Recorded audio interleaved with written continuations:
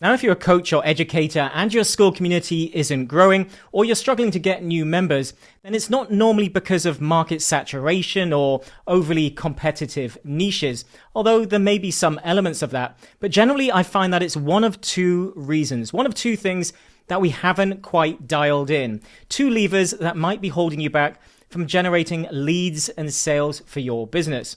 So in this video, I'm going to be showing you how to diagnose quickly if you have one or both of these problems, and then how you can potentially fix it within the next month so that you can start getting better results and you can start to grow your community faster. Now, the first problem that I'd like to address, and one that I think is a really big one from the members that I see inside our community and other communities that I've gone out and tested and checked on, generally the community promise isn't quite right. And the community promise is what we are saying that you will get when you join our community. So what is the transformation? What is the result? What is the promise? What is the benefit? So a bit like an opt-in page, or to a degree, even a little bit like a sales page, especially if you're going directly to paid. But I'm going to assume that this is a free community. In general, it's the clarity of your message, the power of it. So whether it's powerful enough to get me to take action, there's enough desire there, maybe enough pain as well, something that's going to push me to want that thing, or maybe enough value, then you want to make sure the clarity of message and the power of the message is really, really dialed in. And then also we want to make sure that we are fixing an in-demand problem. Are we fixing something that people will either pay to fix with their time or with their money? So is it a problem within that space that people want? Because if you start trying to fill demand or create demand, should I say, then creating demand can make sales, but it never really makes business very easy because you're trying to convince people of something that they're maybe not sure about. Whereas within demand, you're actually giving them what they want, which is much easier. It's like one is walking uphill and the other is walking downhill. It's just much easier to fill demand and to get people to pull out their wallet and to pay you to fix that problem.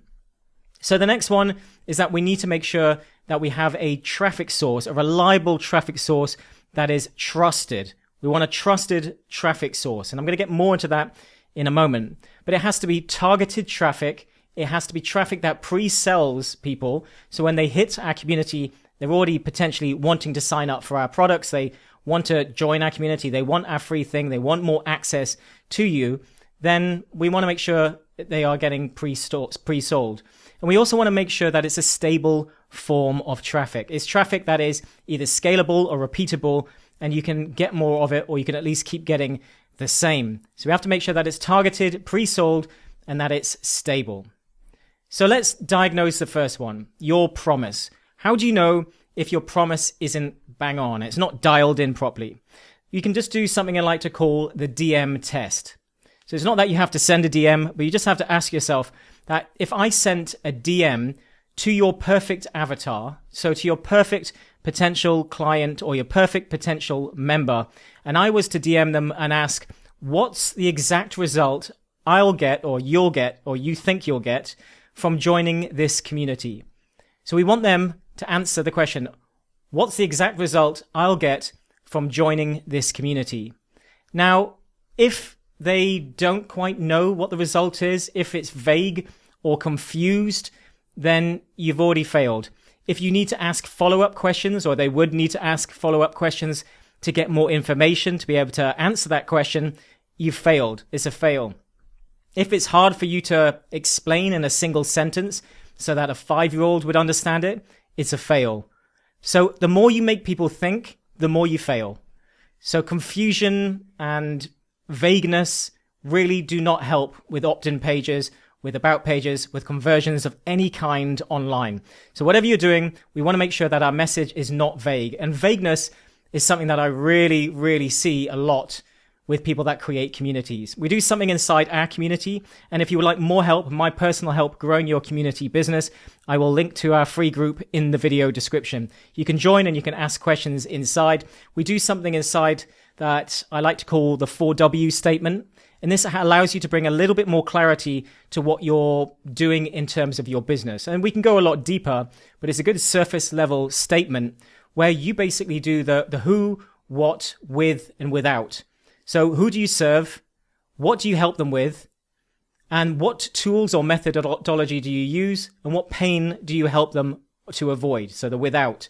And once you have that statement and you have that clarity, then it's easier for you to explain to someone very quickly what it is that you do. And having that clarity allows you to create a better promise and a better message for your about page that people will then have better clarity and they'll be more interested in signing up for your community. So the next one is that we want to diagnose the traffic problem. So how do we diagnose the traffic problem? Well, we do the last 5 member test. So ask yourself, where did your last 5 members come from? Was it free or paid? Doesn't really matter. Maybe a free community, maybe paid if that's all you've got. But where did your last 5 members come from? And if the answer is I'm unsure or it's random, yes, Skool has some great new information now where they're telling you where your different traffic sources are coming from, although some of it doesn't really seem to match up. I don't know whether it's last clicked or whatever, but it gives us a great idea of where our traffic is generally coming from.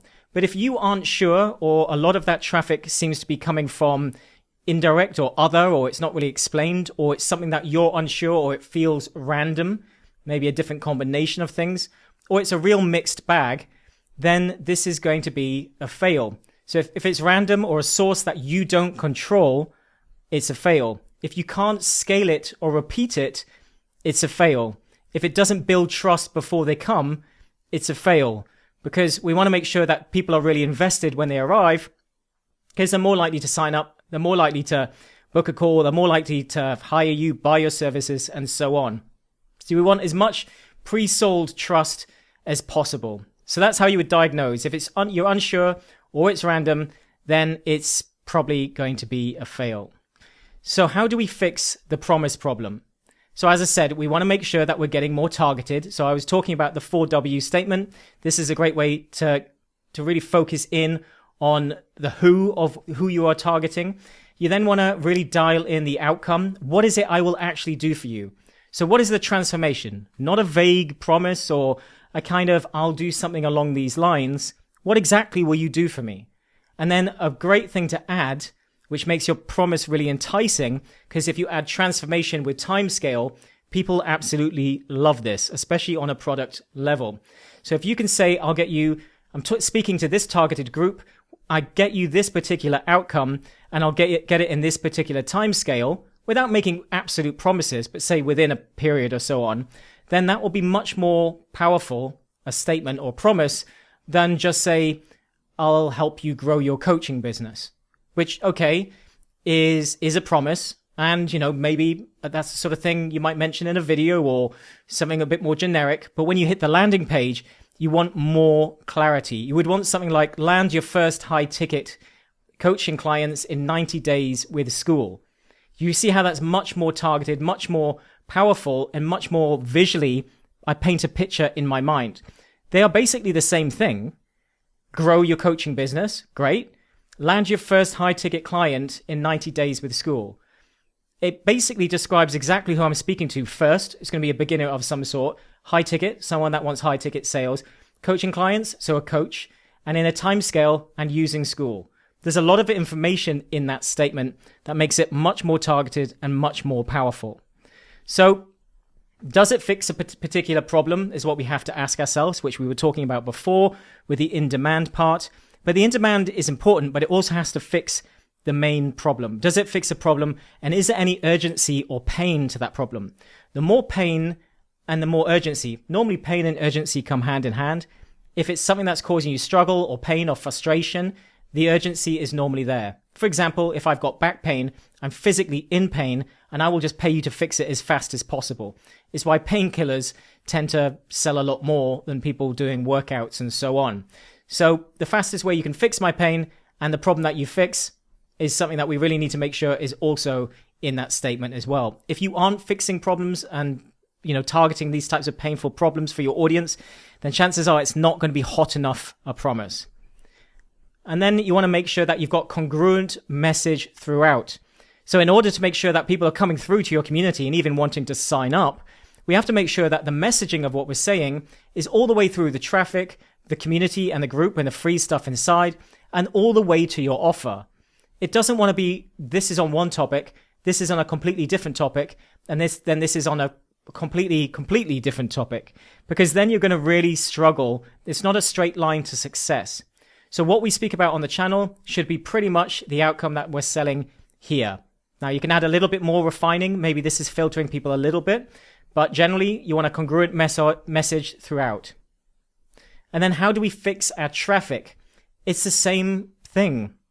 We have to make sure that we are controlling the traffic that we have. If we aren't, then we need to pick a traffic source or methodology that will allow us to focus in on that. So it may be that you say, well, I want to focus on Skool. Okay, well, then you need to really dial in a system of how you are actually getting people from Skool, how you can scale it, how you can create a system of it, how you can improve it, and how you can control it and measure it. And if you can't measure it, then you don't control it. So therefore, there's no, if I do more of this, does it bring more results? If the answer is no, or you don't know, then it's just not really a viable option. So we have to make sure that we can control it, and that it's hyper-targeted to your target audience, and that it builds trust. Especially when you're selling any type of info product or coaching, it really is about trust these days. So the platform that you pick, and it's why I really believe in YouTube, it's why in our free community, we talk about content creation on the YouTube platform. We also talk about other methods, but the main focus is having that one trust platform as your core platform for bringing in those people. And if it builds trust, it pre-sells. So the build it and they will come methodology just doesn't work. You can't just create a community and hope people will come. I guarantee some will come, especially with the way Skool is set up. And depending on your niche, they may come in greater numbers. But rarely is it on a scalable enough level. You don't know how many people are coming tomorrow. You don't know if you create some content, does that bring anyone? Does it bring 10? Does it bring none? It might bring the odd sale, but you can't run a business off the odd sale. So we really need to make sure that we're controlling it and it's something that we can scale. So discovery is nice, but it's generally a nice bonus. And it's not something I would recommend as your targeted plan. Unless you only need small amounts of traffic and you're okay with the odd client, then I would really try to pick a trusted platform. So one like YouTube is going to be ideal. Again, maybe some other platforms do it in a similar way. I just found that long form YouTube does it best. It pre-sells people, as I said. It demonstrates your authority. So I've noticed that even if a lot of people come through, I can change anything on my about page. Okay, I can change anything on my about page, and really it sort of sits around 15% conversion rate. So maybe I do something, it changes by 1%. A lot of people I speak to, they aren't even looking at my about page. They just want to join my community. So what I've realized is it doesn't really matter what I do on the about page, because they already have pre-sold themselves and they already know my authority from YouTube. Therefore, they're just coming through to the about page and it's just a matter of signing up. So it doesn't really they don't even watch the video.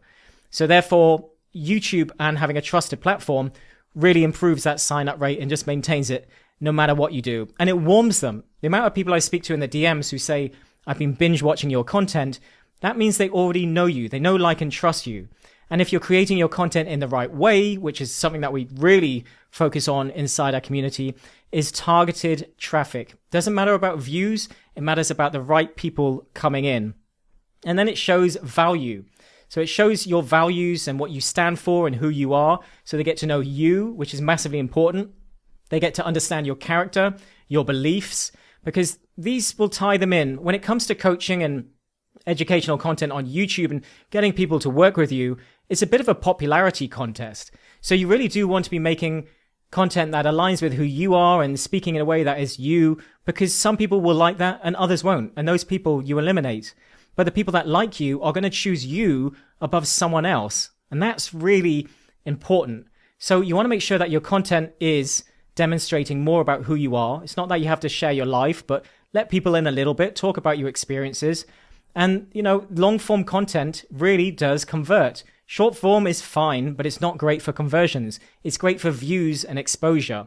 But if we're talking about content, especially that converts for coaches and educational creators who have programs and communities, long form is where it's at. And you're also going to get more from search as well. So if you start to address people's problems over and over for your group, you're going to naturally get some search traffic as well.